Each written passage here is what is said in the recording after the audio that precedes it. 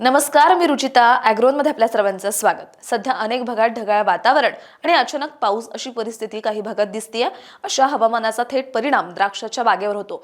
रोग किडींचा प्रादुर्भाव तर होतोच, शिवाय पाऊस झाला तर मणी तडकणं आणि गळ होण्याची सुद्धा शक्यता असते. त्यामुळे या काळात बागेचं व्यवस्थापन आपण कसं करायचं हेच आपण आजच्या व्हिडिओमधून जाणून घेणार आहोत.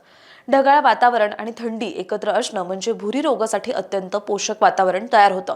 विशेषतः ज्या भागात पाऊस झालाय तिथे भुरीचा धोका जास्त असतो. त्यामुळे बागेची दर 2 ते 3 दिवसांनी पाहणी करावी. आतल्या कॅनोपीतली पानं उलटवून पाहावीत. तसंच ओलांडलेल्या चिकटलेले घड तपासावेत. एखाद्या पानावर जरी भुरी दिसली तरी संपूर्ण बागेत धोका आहे असं समजून तात्काळ फवारणी करावी. वाऱ्याच्या दिशेने असलेल्या शेजारच्या बागांमधूनही भुरीचे बीजाणू येऊ शकतात. त्यामुळे त्या बाजूकडचं निरीक्षण महत्त्वाचं ठरतं. आता तुमच्या निरीक्षणात जर भुरीचा प्रादुर्भाव आला तर काय उपाय करायचे तेही पाहूयात. गेल्या 10 ते 15 दिवसात सल्फर अधिक कायटोसॅनची फवारणी केली असेल तर लगेच परत फवारणी करण्याची गरज नाहीये.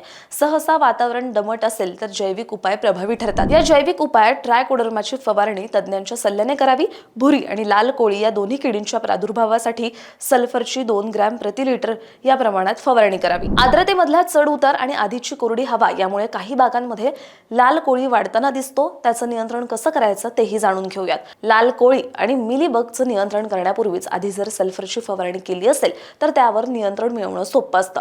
तरीही पानं उलटवून नियमित त्याची तपासणी करणं गरजेचं असतं. तर मिलीबगच्या नियंत्रणासाठी राष्ट्रीय द्राक्ष संशोधन केंद्राने जैविक बुरशीयुक्त कीटकनाशकाची फवारणी करण्याची शिफारस केलेली आहे. यामध्ये मेटारायझिम एनिसपोली, बिवेरिया बॅसियाना आणि व्हर्टिसिलियम लेकॅनी यांची शिफारस केली आहे. ढगाळ आणि दमट वातावरणात या जैविक फवारण्यांचा चांगला परिणाम मिळतो. मुळात हे कीड रोग बागेमध्ये आर्द्रता जास्त होते तेव्हा येतात. त्यामुळे बागेतील आर्द्रता नियंत्रणात कशी ठेवायची त्याची सुद्धा आपण माहिती जाणून घेऊयात.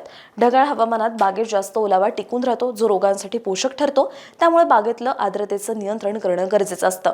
यासाठी गरज नसलेली दाट कॅनोपी कमी करावी. सहसा झाडांमध्ये हवा खेळती राहील याची व्यवस्था करावी आणि शेतात पाणी साचणार नाही याची काळजी घ्यावी.